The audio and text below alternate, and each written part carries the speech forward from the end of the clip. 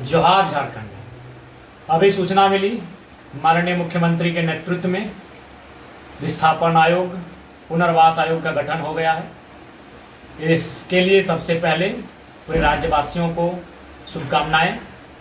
विधानसभा monsoon सत्र अभी 3-4 दिन पहले ही समाप्त हुआ है। 28 तारीख को मानसून सत्र के अंतिम दिन गैर सरकारी संकल्प का विषय था, जिसमें मेरा विषय पुनर्वास आयोग और विस्थापन आयोग के गठन की मांग को लेकर था।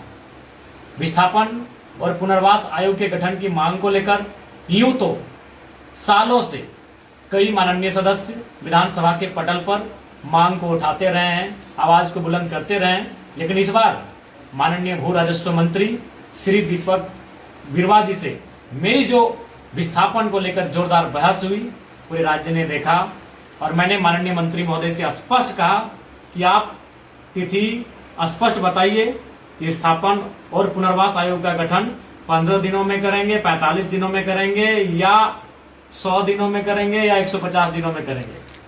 तो उस बहस के बाद जो बहस जिसको मैंने पूरी ऊर्जा, आक्रामकता और गर्मजोशी के साथ अपने चिर परिचित अंदाज में रखने का काम किया था, और उस बहस के 5 दिनों के अंदर आज झारखंड कैबिनेट से अंतिम मुहर लगी। जो 25 वर्षों से मांग अधूरी पड़ी थी, विस्थापितों की मांग, विस्थापितों की आवाज, उस दिशा में सरकार ने पहल किया है। और इसके लिए मैं माननीय मुख्यमंत्री और माननीय विभागीय मंत्री को भी धन्यवाद देना चाहूँगा, साथ ही पूरे राज्य के जनमानस को शुभकामनाएं कि चलिए अंततः इस राज्य को विस्थापन और पुनर्वास आयोग के गठन का शुभ समाचार मिला। रूट हल्का सा राज्यवासियों को शुभकामनाएं, और साथ ही प्रवासी मजदूरों को भी पैकेज दिया गया, विशेष पैकेज दिया गया जो करोड़ों का पैकेज है। इस पर भी मैंने 3 बार विधानसभा में सवाल किया था, बहस किया था।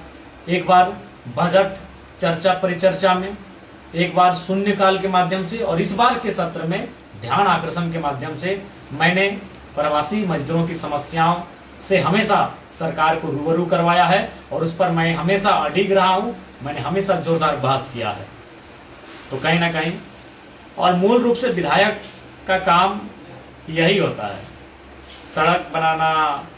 ये विभाग ये काम है, इसको डीसी भी करा सकते हैं, इसको अन्य पदाधिकारी भी करा सकते हैं, डीएमटी फंड से तो कहीं सीएसआर फंड से, तो कहीं टायर्ड तो कहीं अनटायर्ड फंड से ये काम हो सकते हैं। लेकिन विधायक का जो मूल काम होता है, विधेयक पर बहस करना, विधेयक पर चर्चा करना, विधेयक प्रेजेंट करना या फिर विधेयक बनाने के लिए सरकार को बाध्य करना।